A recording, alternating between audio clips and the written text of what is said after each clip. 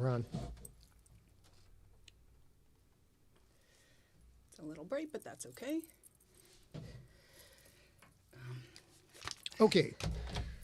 Here we go. See if we got people coming in or not. Thanks, babe. That's helpful. Thank you. Here's a couple people. We've got some lovely people from Facebook. Now, those of you joining us, we are a little bit scattered today. There's things going on in the Sigler household, but bear with us. We'll do the best we can. What really matters today is we're bringing you one of my favorite people, bringing you guest Weston Ochse. He did this hysterical thing at a panel I was on with him because his name is Ochse, and it's visually hard to pronounce. Mm-hmm. But he said, just imagine it's like a subdivision. Weston Ochse. I'm like, oh, perfect. That's great. That works out great. Hello, Mike and the Mistakes. Hello, Beth, Julie, Tracy. Hello, everyone. Steve, Maria D'Souza. Hello, Sean. We have such a treat. We got such a treat for you guys today. We're going to get through the busy stuff real quick, and we're going to bring Weston on probably in about 15 to 20 minutes. But for now, let's see where we are at. We are, take this off here, and now we will say hello to everybody. Baby, ready to go live? Yeah, where are we? We're on camera one, as they say in the business. Camera one, hello, and we're celebrating Rescue Dog Day today. Whee! You can tell Reese's super excited about it. Rescue Dog Day in 3D. These are our rescue dogs. And even the rescue dog, look at this fat belly. Boop, boop, boop, boop, boop, boop, boop, boop. So Squeaky was rescued from the streets, and Reese was rescued from a horde, and they're both.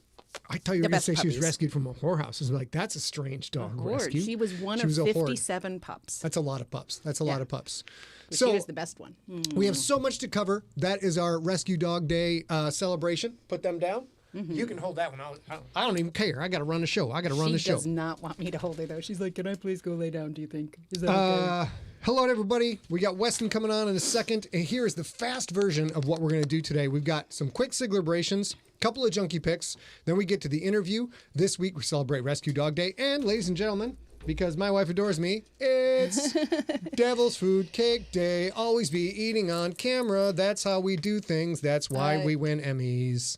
We haven't won an Emmy. I've won 7. And good God. Wow. And I did not make that cake, just so we're clear. It's Devil's Food Cake Day. I don't have a lot of sweets now because I'm trying to get my weight back down, but Jeez, oh Pete's, there's a lot of sugar in that. Yeah. It's going to be nuts. And Sean Dyer, this was a prototype shirt for the very first Sigler Fest or Sigler T-shirt. It's the only one, bro. It is the only one of its kind. Yeah. But. So, all right, we're getting to all that, and then let's see. We will not be having a Sigler in place on June 2nd, so plan accordingly. We're going on vacation, which we have not done since we've been married, so it's great. This Friday at 4 p.m., we've got Headlines of the Week only on Twitch. That'll be 4 p.m. Pacific time. Headlines this week involve insect butt stuff, junk of the animal kingdom, and more ancient poo. Because remember last week's... Sakes alive. The best phrase from last week's episode, baby, was paleo feces. I learned the term paleo. It's a real scientific term. It means ancient poop. I mean, we figured that, right? It means dinosaur poop, I feel.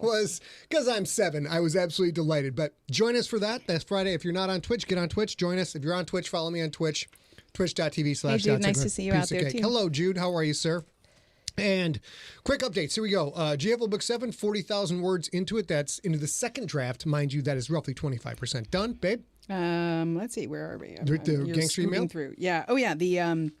So we sent out a gangster email last week, and in that email, we asked you for a whole bunch of things. We asked you to double check you hadn't Google or you hadn't ordered twice. We asked you to double check if we had the correct address for you. If you had moved since April 1st, 2019, we wanted you to email us and let us know just in case. That way you didn't have to worry about trying to figure out how you ordered.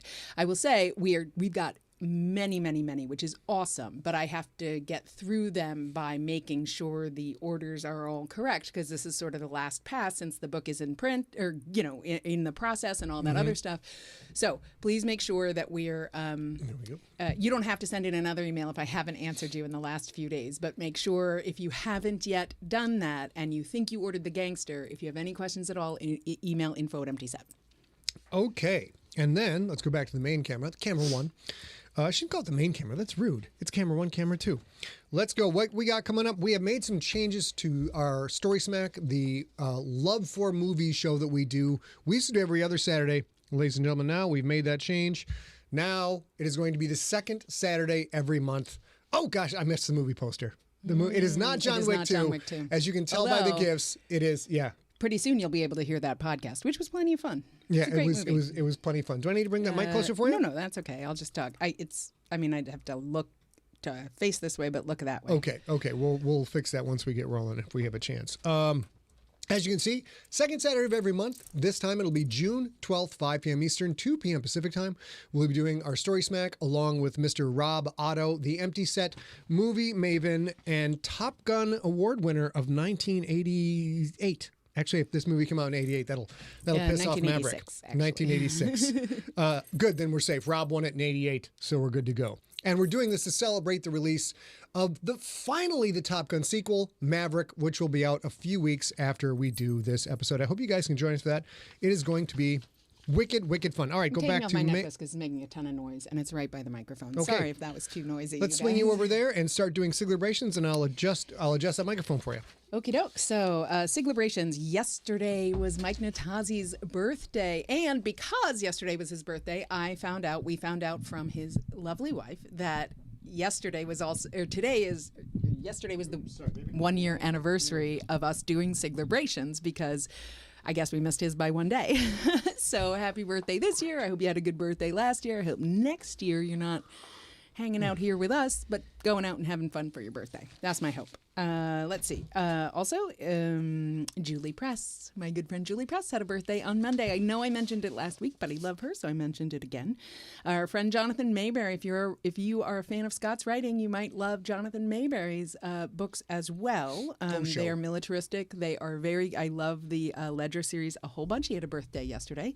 We had the pleasure of getting to be on a Zoom birthday party with him and a whole bunch of other folks on this past Saturday, and it was a surprise. And he said it was the first birthday party he'd ever had. Surprise party he's ever had, or first birthday party? What? He said on Facebook yesterday, which was his actual birthday, it was the first birthday he'd ever had. It's crazy. A dude like him never had a birthday party? There's things that are wrong with the world, and we're going to fix them. Fellow podcaster Jason Gregory Banks had a birthday on Saturday. Oh, right.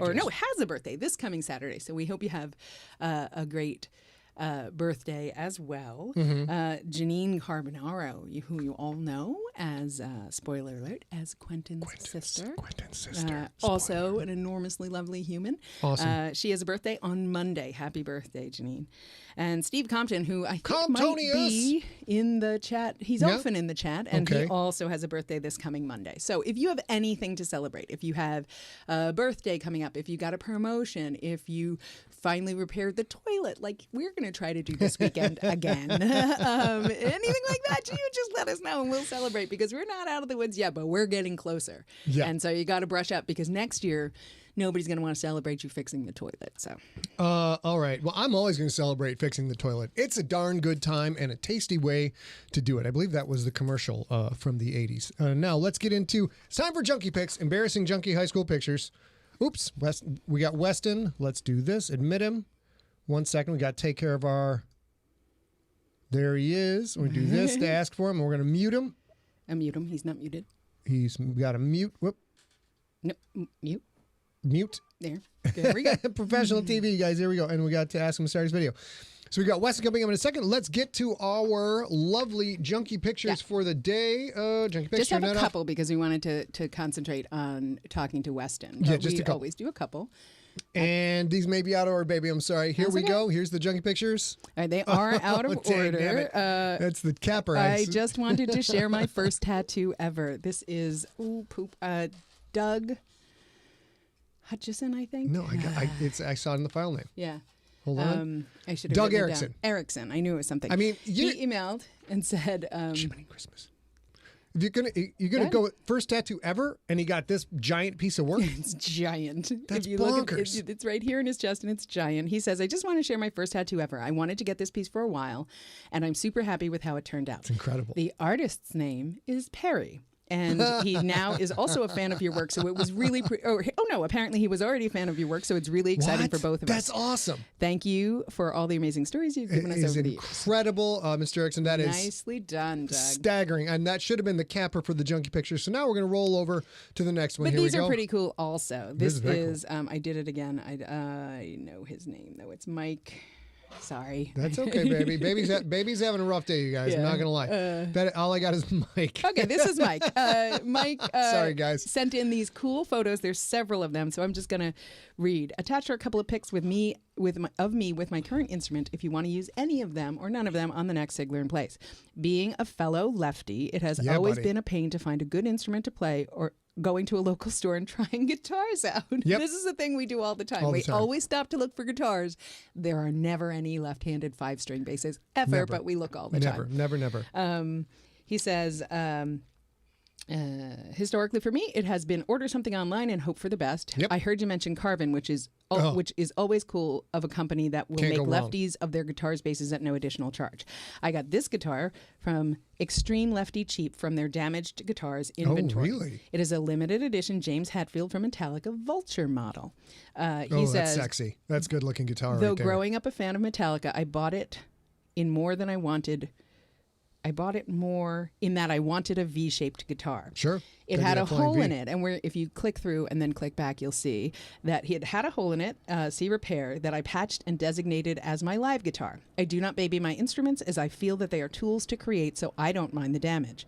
I have better looking instruments, but this is my favorite guitar as it's simple and straightforward. No tremolo, no other bells and whistles to get in the way. That's great. Which is important to me as I play and sing live, which I know you've been working on, and you know that's a challenge. It's very difficult. It's very difficult. I also dig that it is lightweight, which becomes important when jamming for several hours to help save my shoulder, which I can appreciate having had a frozen having shoulder. a crappy shoulder. Yeah. Enjoy your writing. I enjoy your writing and the worlds you create. In the event you want to hear a tune, here's a track off my upcoming album, and I'll put that link in the Put in that in the chat. show notes. Beautiful.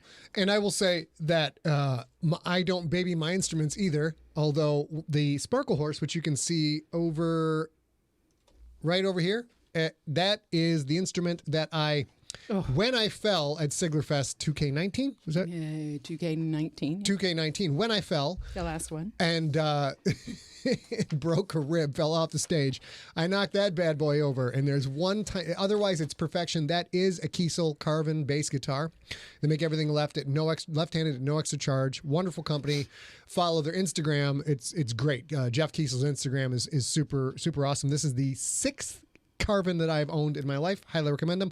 But the one ding on it is from when I broke my rib while falling off the stage at Siglerfest, because I'm incredibly coordinated. All right, we've got a couple minutes left before we bring Weston on. While we were rushing, baby, did we miss anything? I don't think we did. Okay, let's see what we've got here. This is going to be very exciting. So while we're going to vamp for a couple minutes, we ran a tight ship. We're on a tight ship. There's always eating cake, and sometimes drinking of milk and drinking of scotch all at the same time. Oh, Lord. Let's go to the chat room real quick. We've got a few questions for Weston lined up. He is a Ladybug bookkeeper. I don't know if that's spam or not. We'll find out. Hello, Ladybug Doesn't bookkeeper. sound like it. Weston is a prolific author and has just kind of a polymath type career. Has done all these different things. So we're going to go into it, but hold your questions for a little while till we can talk to him, because if you put them in the chat room now, we won't be able to scroll back and see them. So save those for when we actually ask you for the questions. Let's go back to main. Now, ladies and gentlemen, let's see. Let's get him unmuted. Oh, he's unmuted. Wes, can you hear us? I can hear you. Yeah. Great, and he perfect. can hear us. See, he's such a pro. He was just like, I'm going to pretend to be muted by just not talking. That's old school muting right there. Oh, she's just that she can see him, you can't, and A's very happy to see him. All right, let's get guest. Oh, I forgot you can't see him. Number one on there, ladies and gentlemen, joining us, Mr. Weston Ochse, author of Aliens Infiltrator, of which I have 3 hours left to go in the audiobook. And I'm pretty sure the body count's going to start going just straight bonkers here any minute. Well, and you Isn't know, it cool that Bronson Pinchot did the audio for that? Yes. Isn't that like the coolest thing ever? It's great. And I didn't know that he had done the audio. So I like, oh, there's Weston's book, and buy it, listen to it. And then, hello, alien story. And he comes in with that slow deep voice. I was like, yeah, this is great. This is great. All right. So let's get into our questions. Ladies and gentlemen, we are excited to chat with Bram Stoker award-winning writer and all-around good dude, Weston Ochse. Absolutely. Say hello, babe. how are you? Hi, how are you? Pretty good. I'm super excited. I know he's really excited, and as are you, and we should talk a whole bunch about Infiltrator, but I am such a big SEAL Team 666 fan. I'm super excited. Are you? Yeah, well, of course, those came out after we met at Phoenix, or at least the second one's come out since Phoenix. Right. We met at Phoenix, and I didn't get a chance to fangirl. But yeah, I dig the amount of information, and of course I live in San Diego, so the amount of information that sort of feels we'll talk a little bit about this, you guys, but SEAL Team 666. Oh no, we're gonna take over right now. So you read the 3 books, right? Yeah, well, Yes. yes, I've read two of the SEAL Team books. Is there a third? Well, and I there's missed 3 it? books, and there's a prequel. There's Broken Dog. Only available online through Tor.com. That one I've Sweet. read. I didn't really I knew about Broken Dog, but I didn't know about Border Dogs. Border Dog. Sorry, Yep. but I didn't know about the third book, I guess. Oh no, there's 3 books. And the Dadgummit. problem is if you listen to audiobooks, the problem is that the third book for some reason is non-audio. Well, that's And okay. keep I going can back read. to the publisher going, what? Why not? And they're just like, I don't know. It's just not an audio. Yeah, that's happened to us once too. I totally get that, but I'm absolutely in to read it because I love that. I love this series. It's Good. if you guys are fans of Jonathan Mayberry's Ledger series, if you're fans of bear with me, they're different, but if you're fans of Peter Klein's work, Weston's work, especially for 666, for SEAL Team 666, mixes cinematic action that is easy to understand, even if you've never held a gun in your life. It's obviously about a SEAL team, but you get it and you understand it. And there's a handful of very accessible entries. Like one of the things I love so much about it is literally the first chapter. You're with the main character who also has no idea what's going on, so it puts you, the reader, in sort of a first person perspective, which I really appreciate. It's so easy to write a book when you have a character who doesn't know what's going on. So you as the reader experience things at the same time as the main character. Yeah, and to be fair, I totally cheated on that. but to be fair, we also have Hoover. If you guys don't know, haven't read these books, there's a tiny spoiler. There's a dog. Her name is Hoover, and I think that also gives lay people a perspective, and that works all around. I really dig them. Well, thank you. I appreciate that. And I've gotten through the beginning of the Grunt Life series, which is another series. You guys can see that on the screen there. That's center. SEAL Team 666 obviously is bottom left. Grunt Life is center. We're going to probably hear a little bit about Bone Chase here at some point, but we're going to get to the main one, which is Aliens Infiltrator, shortly. The newest one. The newest one. I think that's the newest one, but the newest Weston book. It's the newest Aliens book for sure. And before we do that, we're going to get some general questions about Weston, so the junkies listening at home or watching live, either way, can learn some things. So one of the things that A noticed that she thought was a similarity between your writing style and my writing style is the willingness to kind of kill anyone at any time, main characters, secondary characters, whatever it takes to get the story across. Is that still something that is a part of your style, as the willingness to knock people out of the picture? It is, and especially when you have a book, like a team book. I hate reading books where from beginning to end nobody dies, and they've been through all this stuff. So as you know, in SEAL Team 666, I kill off a main character right away. Okay. And to me, that's a post-it note to the reader saying nobody's safe. Right. And by doing that, it makes it more tense, because if you tend to like a character in one of my books, then they're not safe, because I might just kill them. You know, I mean, and it might be in the most ridiculous of ways, but you know, they might die because that's how people do. Yep. So I did jump the gun by fangirling. So I did want to give, if you would give us the sort of the back of the envelope Cliff Notes sketch of you and your work so that people don't miss some of the other books and stuff. And then also, what did you point out? Point out where the. Oh yeah. Scott mentioned if you would recommend a book for them to start with of yours, what would it be? I would say Grunt Life. Yeah, it's very good. I would say Grunt Life because to me, Grunt Life is my homage to every science fiction author I ever read. Really? What I do is I do this.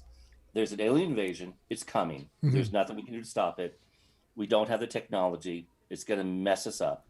I mean, we're totally effed, right? Right. So this contractor gets all these folks with PTSD, puts them in a bunker, in an old Titan rocket silo in Wyoming, and forces them to read all these science fiction novels because there are no classes you can take about invasion.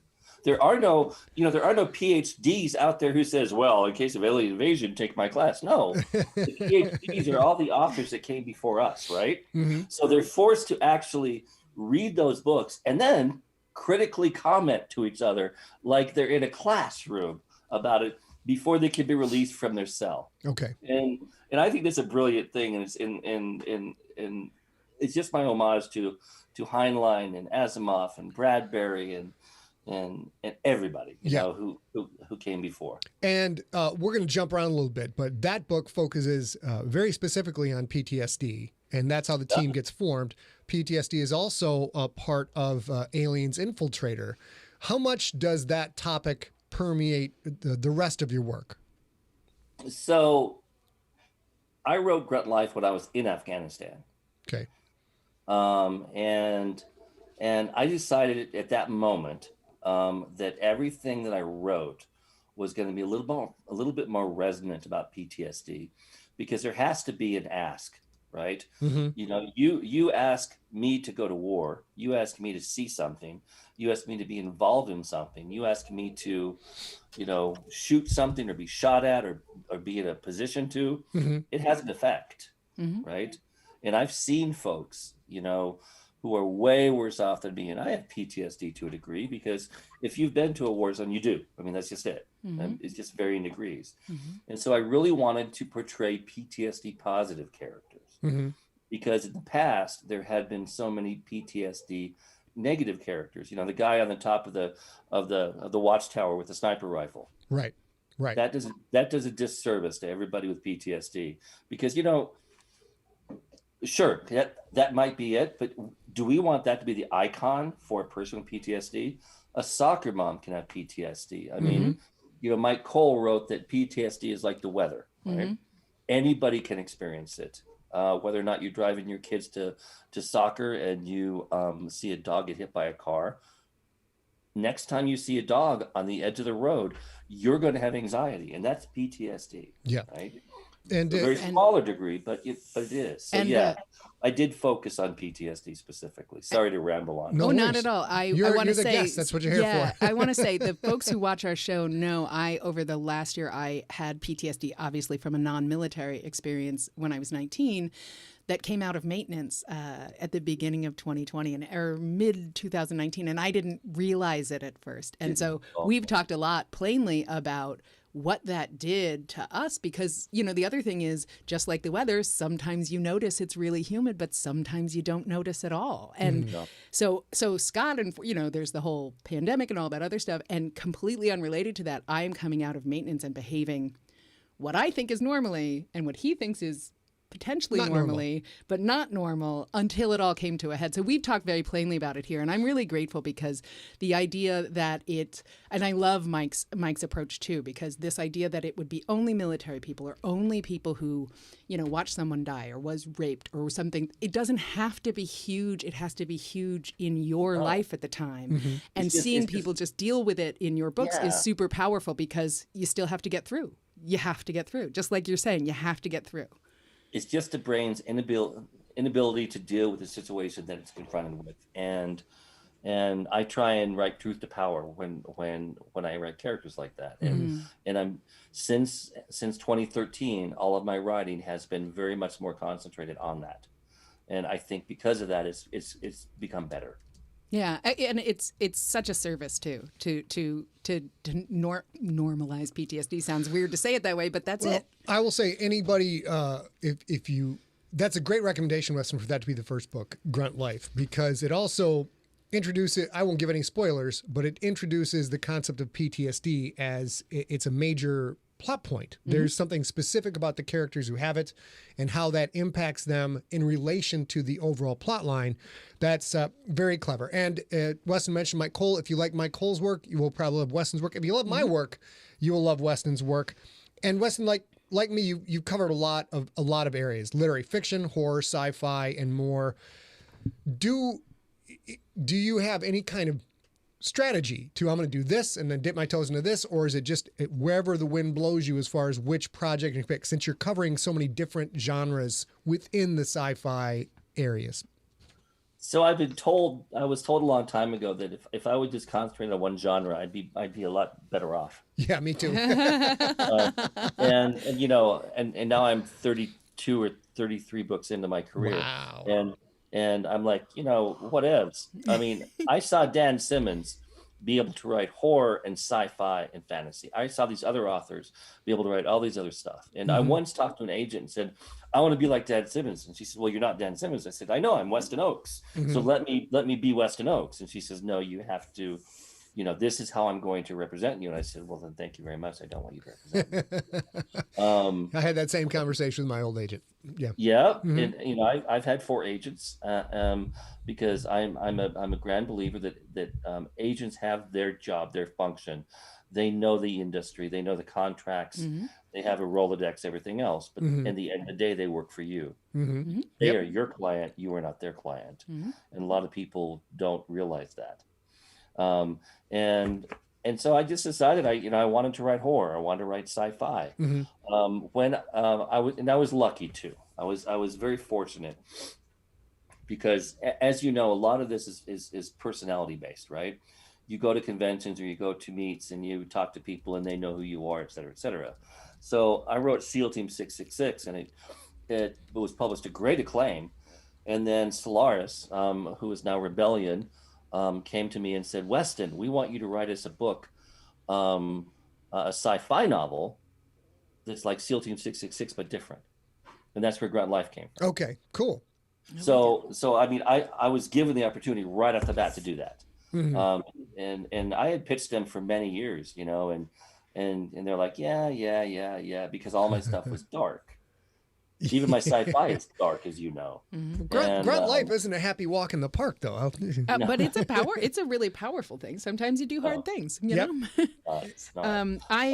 I found that, speaking of you jumping from genre to genre, the horror that's in your books, or your horror books anyway, is whenever it's tinged with the supernatural, and of course I am talking again about 666, but some of that seems so much more accessible. Like I'm an Army brat. My brother and both my parents were in the Army, and I was not. So I have some like military adjacent knowledge, but so much of especially SEAL Team 6, like I said, I have such love for, because I am absolutely not a Navy SEAL. I will never be a Navy SEAL. I will never understand all of that. And yet I felt right there and present. Well, that's good. Because of all the horror elements are things that would be horrible to me as well. and it was tough because, you know, where does an author stop with the gun porn, and, you know, where do they, you know, start and stop? You know, there's some authors out there who write sci-fi and military sci-fi, and it's all gun porn, right? It's all just let me just throw out as many acronyms as I can, and I'm like, well, I need to throw out some because because I have to be relevant, I have to be authentic, and the people who are reading it want the authenticity, but then I can't have too much. So it was really a struggle. And if you notice in the Grunt Life books, we have glossaries in the back of those, but we don't have them in the back of the American SEAL Team books. Okay. Only because the British authors were like, you know, we don't do guns in Britain, so you really need to help us out. And bringing the horror into the military part of things, how do you ride that balancing act? Because obviously you have extensive knowledge about military operations, about the, you know, how soldiers and operators live and breathe, and then you're bringing in all this crazy occult crap. Do you just try? I mean, how do you put yourself in their shoes? Do you try and look at like, okay, if I was in a field of combat and this happened, this is what we would do based on training? You try to make it seem like it's a hard thing.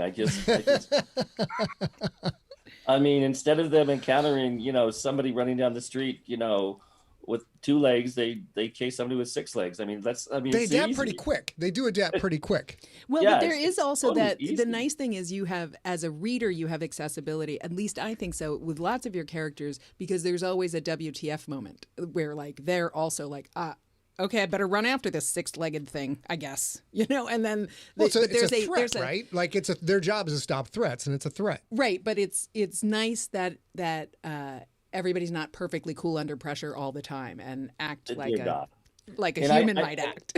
I also think it's a cheat because military people are so human. I mean, you know, you see them in movies and whatever, and I hate Clint Eastwood military movies, and I hate John Wayne military movies, even though I like Clint Eastwood and John Wayne, you know, for their own reasons, because nobody's stoic. Mm-hmm. We're all freaking out. What are you talking about? You know, and just to put, I mean, so I belong to what I invented this, but I'm sure somebody else invented it too. I call it the Quentin Tarantino School of Dialogue. Okay. And that's what I do is I put a whole bunch of people in a room and they start talking, and that becomes a scene. You know, because you get authentic that way. Yep. And I don't do the he said, she said, right? I just have the dialogue. Mm-hmm. And then later on, I'll put the he said, she said, and to keep track of who's doing the speaking. Exactly, because I know who's doing the speaking, but you know, once I submit it, then I have to add that. Sure. But if I have an idea for a great scene, like the scene in SEAL Team 666 where they talk about the fat Superman, mm-hmm. right? Which I think is just a great scene. It's great. It's so clever because if you guys haven't read 666, you will know as soon. I'm going to let you talk about it, but you'll know that the minute. Pay attention. Go back twice because you're going to be exactly the same as they are. You're going to be like, because I was writing that scene, right?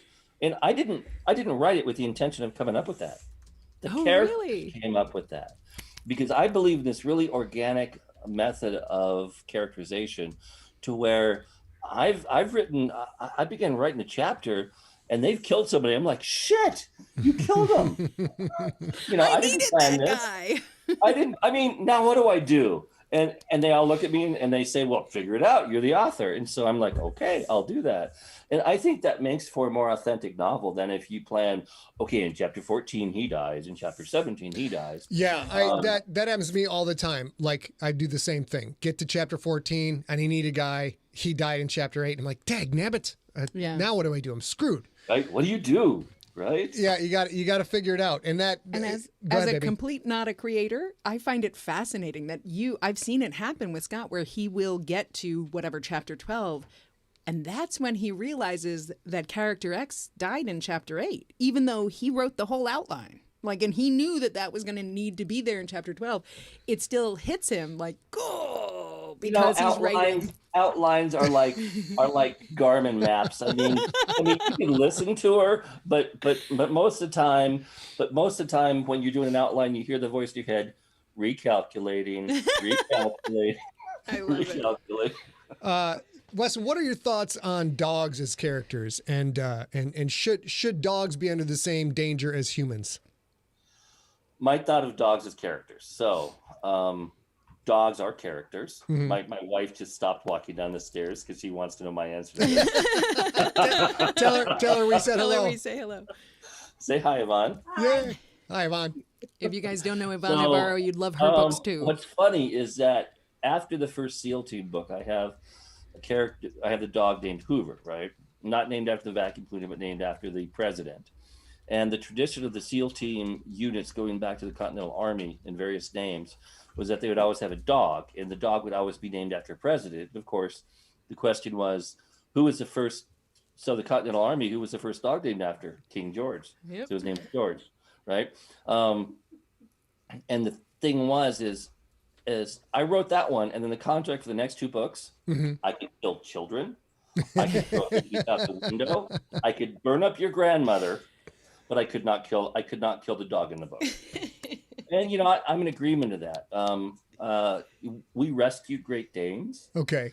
So at any one time we have a blind, deaf, or just a finicky, crazy ass Great Dane in our house, or multiple of them, because normally we have 2, and we've had as many as 4. So you know, we have a special fondness for dogs, and I once said at a panel, "Oh, I would kill a cat, but a dog," and they're like, "What?" and I wouldn't really, but if I was to, my excuse would be, the cat wouldn't care, the dog would. The cat would be like, well, that's the way things go. Totally. That's the way things You know, the go. cat would be like, I got 8 more. Bring it on. So speaking of, I know that you guys rescue Great Danes, and you lost a Great Dane recently. I think you might have been not at home when Group went over the Rainbow Bridge, but that was Grimmy. Oh, that was Grimmy, yeah, and that was a really big, tall one. We were actually Phoenix Comic Con at the time, yeah. Oh yeah, and that I still to this day remember some of Yvonne's posts about the heartbreak and willingness to do it, and I was really moved by that, because I have my very first dog ever, so it was really powerful for me. Yeah, it's tough, but you know, they need homes, and we can provide them a great home, so we do. Yeah, and like I said, one of the things that she said, it must have been a Facebook post or something, where she said, it's terrible and it's heartbreaking and it's completely worth it. And that having my very first dog now, that was powerful for me. So what's funny is 2 days ago, I was in bed, and we have our 2 dogs sleep in dog beds around our bed. They were both in their beds. And right before the alarm went off, I was facing in, so my back was facing out. And Grimmy was known to nose punch you when he wanted attention. He would just like nose punch you. And I felt 2 solid punches on my butt, like a minute before the alarm came off. And I mean, I turned around and to expect the dog to be there, because I was awake. Oh, geez. And it was his ghost. That'd be great. That'd be great if we'd have ghost dogs. We've been talking a lot about this internally, so I wanted to ask you too, since you're a household of 2 writers, how has it been in lockdown? How has it been writing? Has your procedures changed at all after all these years, since you're spending all your time together? It's tough. Yvonne still writes a lot, but she's really concentrating on her art right now. So okay, because she's quite the artist, you know, she's won a bunch of awards and stuff like that. So she's doing that, and meanwhile, I just do what I do. I mean, the great thing is that we could sit alone all day long and not have this expectation to where, you know, we need to, you know, feel each other, because, you know, we're fueled by our writing or our art, right? So, and that's something that only a household full of creatives can deal with. Because if you have one person who's not and the other person who is, I have so many friends of mine say, yeah, I start writing about 10 o'clock once my wife goes to sleep, you know, or once my husband goes to sleep or whatever. And that's tough, man. I don't know if I can do that. Yeah. We have that same thing. I am a non-creative, but I have the benefit of being part owner of the business of Scott Sigler Books. So I have an investment that way. But we did struggle at the beginning of lockdown, where I'd be like, I mean, I know you got to write, but it's been 20 hours and I'm sitting downstairs by myself. And he'd be like, can write or not write. It's your choice. We're behind. What do you want? And even though we have a household like this, I still feel guilty, because, you know, in addition to working a 40-hour day job, that's pretty good. In addition to my day job, you know, I write full time. I teach college online for SNHU, and I'm training to be a life coach. A lot going on, man. So I'm wondering, am I putting too much on? Am I being selfish? I'm really looking in the mirror right now to think to myself, well, what's going to stop here? Yeah, I recognize that feeling quite a lot with all the different projects. And at some point, you got to take a step back and be like, okay, I don't, if I have 18 hours a day full and then a few hours of sleep, is that enough for the relationship, which should also be a significant part of what's going on? In the very beginning, will sound cavalier today, but in the very beginning of lockdown, in the first few weeks, Scott said a few times, like, this is the best pandemic ever, because we don't have any choice. Like, I have to get this writing done, and it's clear you can't, go out to a movie, you can't go do something else. So we needed to talk it through and figure out how that would work for us. And that did work for us. And I'm not sure that we would have had that opportunity had I been able to go out and get my nails done or something, and take up the time there. All right. So we've heard about your personal. Go ahead, sir. Pause for a second. I have to help my blind dog to the stairs so she can go downstairs. Okay, no problem. So we look how fancy we are. We can turn off the camera and everything. It's great. We have dealt with that quite a lot, and I would call it a workaholic, except I'm so into what I do that I could just work all the time. But we're newly married, and you do have to stop every now and then. I guess we stop and smell the roses or something like that. But stop and watch a TV episode or something too. We've done a pretty good job watching TV episodes. Like I said, there has been some good things, I have to admit, have been really good for us in the last 15 months or so. On balance, I would have been willing to learn that another way, but I'm not sure I would have realized we needed to learn it had we not been forced to do it in this situation. So but so as Weston said, Grunt Life is a great one to start out with. It's a very interesting premise. There's a lot of familiar ground in it because there's only so much new turf you can get with an overpowering alien invasion force. But it's definitely cool the way it's approached. It's very, very different in that regard. For sure. All right, Weston, now we got to talk. Thank you for giving me a second for the dog. We will always make time for any dog, let alone a blind dog. For sure. Aliens Infiltrator. We got to talk about this. We got 50 minutes left in the show. First question you brought up right out of the gate. Did you get a chance to interact with Bronson at all for the audiobook? I didn't know that he did the audiobook. Oh my gosh. Until it was done. Oh. In fact, I want to reach out to him and thank him. It's just incredible. He is. I just actually, he's on Instagram, and you can DM him. I just DM'd him yesterday. Say, really enjoying your work on Aliens Infiltrator, and he's a lovely, lovely human being. There was so many weird words and a whole different weird culture in Aliens Phalanx that I was getting texts at like 11:45 at night. Like, what is this guy doing? How do you pronounce this thing right here? So I got to chat with him a little bit. It was super fun, but you should absolutely reach out to him. He's delightful. He's delightful. And one of the nicest things is the very first text because he asked for the phone number and texted him. And then the very first text he got back from Bronson Pinchot was, so I'm in New York or I'm on the East Coast or something like that. How late can I text you? Because I kind of work late when it gets quiet. And Scott was like, whenever you want. It won't wake me up and I'll answer you as soon as I can. And that worked out. It worked out well. So this is a bonkers aliens novel. And since I've started to work when I did Phalanx and did a couple of the short stories, the collections Bug Hunt and one that's coming out that I'm not allowed to say what it. Actually, I can't say. I didn't do a story. I didn't do a story. I did no story. I was in Bug Hunt. You were also in Bug Hunt. People got to check that out. That's an excellent story. The interacting now with the Aliens property then, and now it's owned by Disney, and your book is a precursor to a video game. Can you tell us what that process was like? You trying to be creative and tell a powerful story with great characters. I just got to tell you. Okay. My wife has worked in so many different franchises, from Hellboy to Elektra to Supernatural to just so many. Mm-hmm. Buffy the Vampire Slayer, 7 books in that series, right? Oh wow. And the way normally you do it is you they say, hey, Wes, we want you to do a Buffy novel or an Aliens novel. I said, okay, cool. And they say, okay, well then give us give us 3 pitches and we'll choose one. And then they, you choose one, and then they tweak it, and you're back and forth with the editor, and then they toss it to the franchiser, right? Mm-hmm. That's generally how it works. Of course, when Weston is going to do his first big franchise novel, that's not going to be how it works.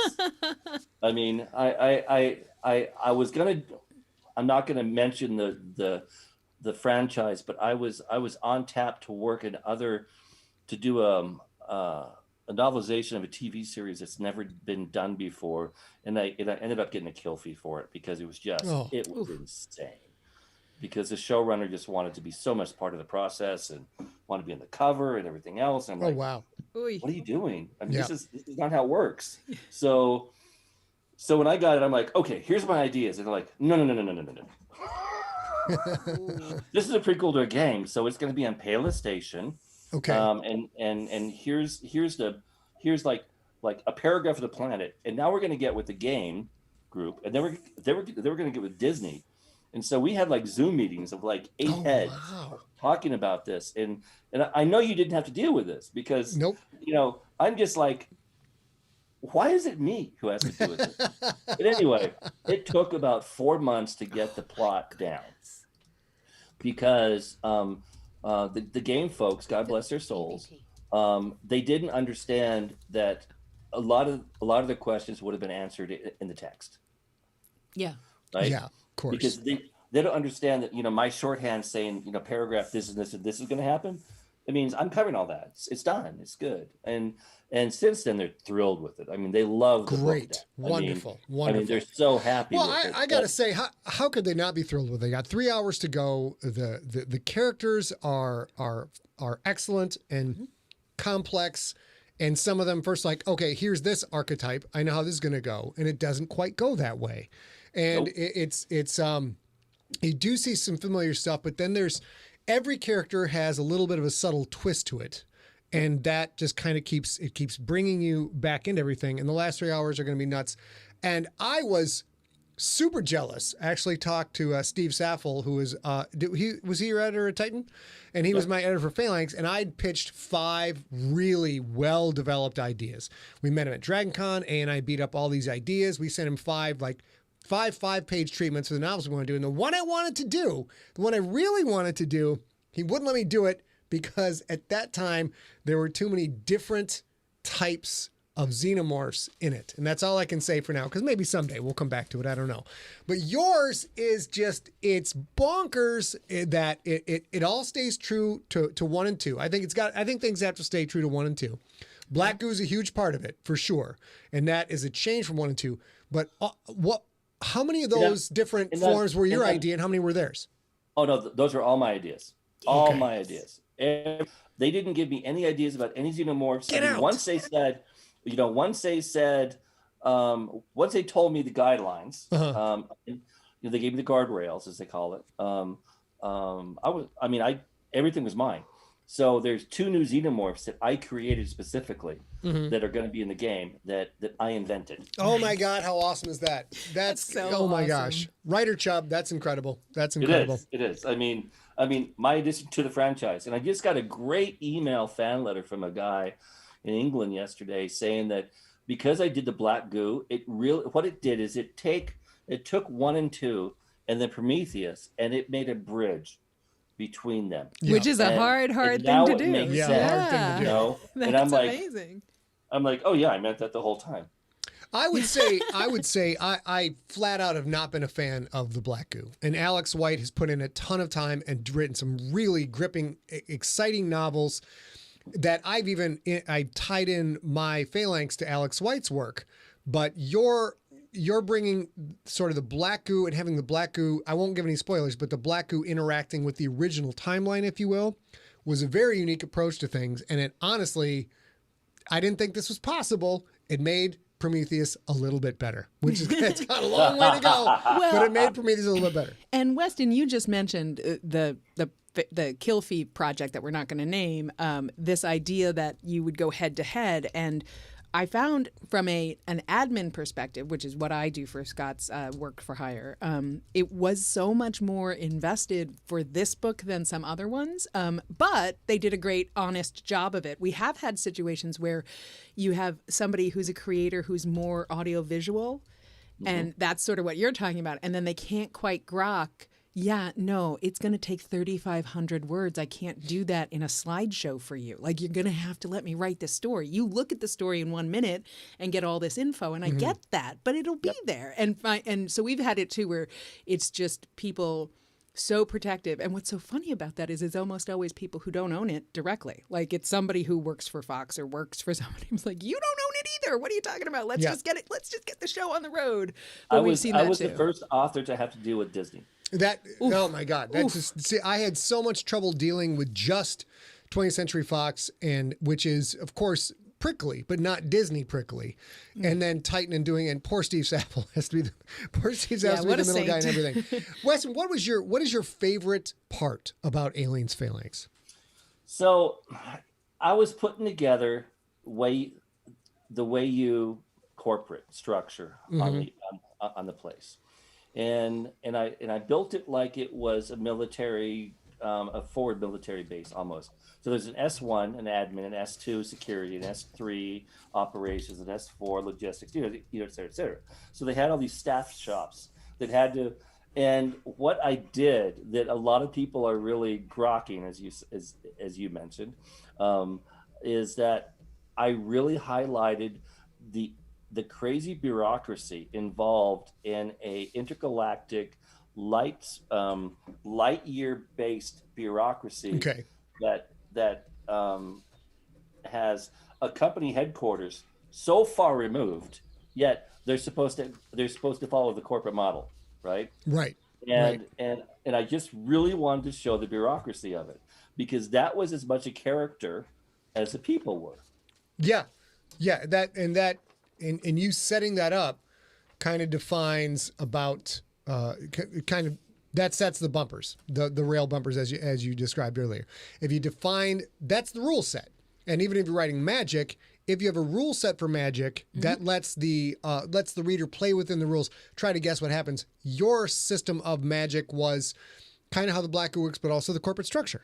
Yeah, and some of those things are really hard to do consistently over time, but really impossible to do when you're hamstrung by a franchise and other stakeholders and all that other stuff. So it's a really admirable thing to be able to have brought all that together. Right. I think, anyway. I'm excited. And when you guys read this book or listen to this book, and again, I highly recommend it, it's excellent, is there will be a part of you, the human part of you, that will say, no corporation would do that. I mean, and then you just got to think back to the tobacco industry, and you're like, yes, yes, they will.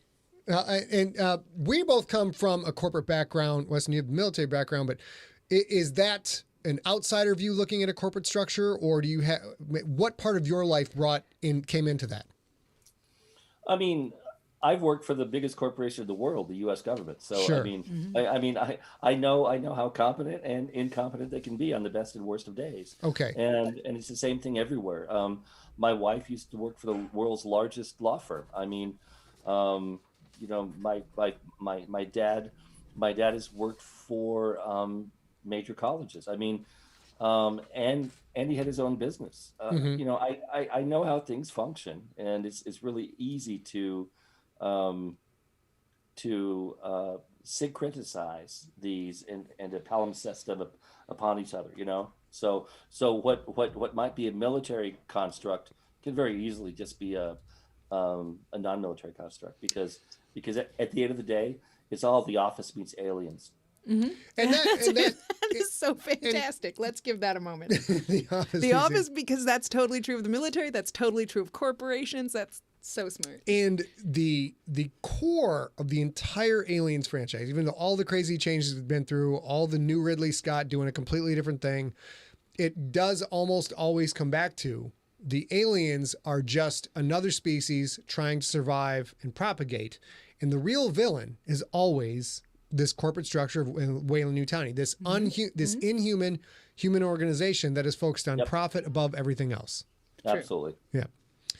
All right, we have we don't really have time for questions from the chat room. Well, that no, went by you don't- quick. I knew this was going to go by quick. We'll real quick. 40 minutes already? What? Yep, yep. If there's any questions in the chat room, we'll get to them. We'll hang out for a couple minutes extra. Babe, do you have any other things you want to ask? No, I don't have anything. I do have a few things to say.